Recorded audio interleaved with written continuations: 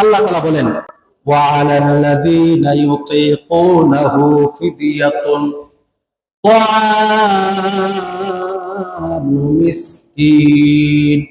আল্লাহ রাব্বুল আলামিন পবিত্র কালামের ভিতরে ঘোষণা করেন, ও আমার বান্দারা, রমজান নিয়ে তোমরা কোনো টেনশন করো না। অসুস্থ অবস্থায় রোজা রাখতে হবে এরকম মনে করবা না, সফর অবস্থায় রোজা রাখা লাগবে এরকম মনে করবা না। তোমার মা বাবা একেবারে বৃদ্ধ হয়ে গেছে, আর কোন সময় সেই যৌবনের হালতে রোজা রাখার অবস্থা এরকম তার সাধ্য আসবে এরকম মনে হয় না। তাদের জন্য আল্লাহ রাব্বুল আলামিন সহজ করে দিয়েছেন। এরকম ব্যক্তি যদি রোজা একেবারে না রাখতে পারে, আল্লাহ রাব্বুল আলামিন বলেন, ফিদিয়াতুন তাআমু মিসকিন। একজন মিসকিনকে ফিদিয়া দিয়ে দাও, বলেন সুবহানাল্লাহ। একটা রোজার বিনিময়ে একটা ফিদিয়া তাকে দিয়ে দাও, তারা রোজা রাখা সহজ কি সহজ না? হ্যাঁ, একেবারে সহজ। ইসলাম একেবারে সহজ, মানলে সহজ, না মানলে কি কঠিন, অনেক কঠিন। এই জন্য রোজা রাখার হিম্মত করবো তো ইনশাআল্লাহ। হ্যাঁ, হিম্মতটা হচ্ছে এরকম, হিম্মতটা হচ্ছে ইসমে আজমের মতো। কিসের মতো? ইসমে আজম বুঝেন তো? ইসমে আজম হচ্ছে এমন একটা দোয়া, করলেই কবুল, করলেই কবুল। এখন আপনারা বলতে পারেন, এই ইসমে আজম কি কেউ জানে? এখন আপনি যদি হিম্মত করেন আমি রোজা রাখবই, তাহলে আপনার সেই হিম্মত, আপনার সেই আগ্রহ, এটা বাস্তবায়ন করা ইসমে আজমের মতোই সফলতা লাভ করবে। তবে কি করবে না? আপনি হিম্মতই না করেন, আর যদি কম গ্যাস্ট্রিক, পেট ব্যথা, মাথা ব্যথা এরকম করেন, আছে না? আচ্ছা, আপনি নয় মানুষকে ধোঁকা দিলেন। আমরা অনেক সময় জিজ্ঞাসা করি, হৃষ্টপুষ্ট একেবারে, মানে এত সুন্দর মানুষ রোজা রাখে না। জিজ্ঞাসা করলে, ভাই কি সমস্যা? আমার গ্যাস্ট্রিকের খুব সমস্যা আছে। দেখবেন রোজা রাখলে গ্যাসের সমস্যা দূর হয়ে যায়। রোজা রাখলে কি হয়? যারা রোজা রাখে তাদের গ্যাস হয় না।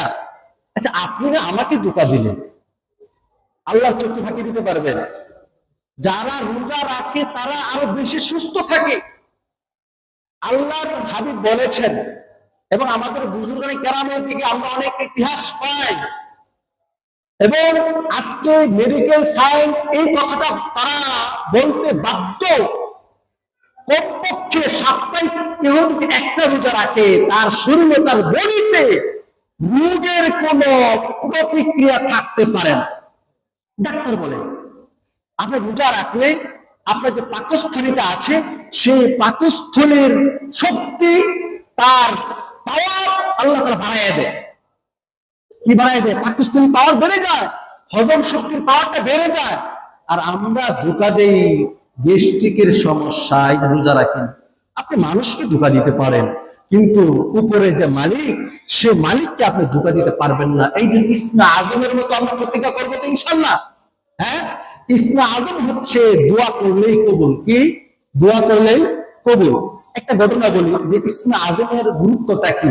ইসমে আজম অনেকেই জানেন, অনেক বুজুর্গ যারা আল্লাহর ওলি তারা জানেন, আল্লাহ নবীজিও জানতেন, কিন্তু ইসমে আজমকে আমভাবে সকলকে শিক্ষা দেয় নাই। যদি সকলেই জানতো ইসমে আজম, তাহলে প্রতিদিন আমরা এই দোয়া কইরা আমার মনের বিরুদ্ধে যে কথা বলবে, আমার মনের বিরুদ্ধে যে কাজ করবে, আমার মনের বিরুদ্ধে কে উল্টা পাল্টা করলেই আমরা সাথে সাথে ইসমে আজম দিয়া একবারে সাইজ। আওয়ামী লীগ সরকার আছে, আর সরকারের মরে নাকে, সামনে আরেক দল আইব, এইটা মরে নাকে, মানে ইসমে আজমকে দোয়া করলেই কবুল। আপনার বন্ধু আপনার সাথে লেনদেনের সমস্যা করছে, আপনি বদদোয়া করে দিলেন, আপনার বন্ধু শেষ। ধরেন কথার কথা, আর যদি মহিলার ইসমে আজম জানে, তাহলে জামারে 70 বার করে মারব। কথা কোন ঠিক কিনা? হ্যাঁ, আল্লাহু আকবার। এই জন্য আল্লাহ তাআলা ইসমে আজম সবাইকে শিক্ষা দেয় নাই। এক আল্লাহর বুজুর্গের ছাত্র কত, হুজুর ইসমে আজম আমার একটু শিখাই দেন। এইটার ওজন তুমি সইতে পারবা না, তুমি গ্রহণ করতে পারবা না। না হুজুর, এটা আমার শিখাই দেন না, আমি কখনোই বদদোয়া করবো না, আমি এটা সবসময় ভালো কাজে লাগাবো। না তুমি পারবা না হুজুর, আমার এটা শিখাই দেন। আচ্ছা ঠিক আছে, শিখাবো, শর্ত আছে, আগামীকাল অমুক জায়গায় ওইখানে সারাদিন দাঁড়িয়ে থাকবা, ঠিক আছে? সারাদিন যে ঘটনা ঘটবে ওই সকল ঘটনা আমাকে জানাইবা। আচ্ছা ঠিক আছে। তো ওই রাস্তার মধ্যে সে সারাদিন দাঁড়িয়ে ছিল। হঠাৎ করে আপনার সারাদিন থাকার পরে উস্তাদের কাছে আসছে, আইসা সন্ধ্যার সময় বর্ণনা দিতেছে। উস্তাদ বলে, তুমি কি কি দেখছো?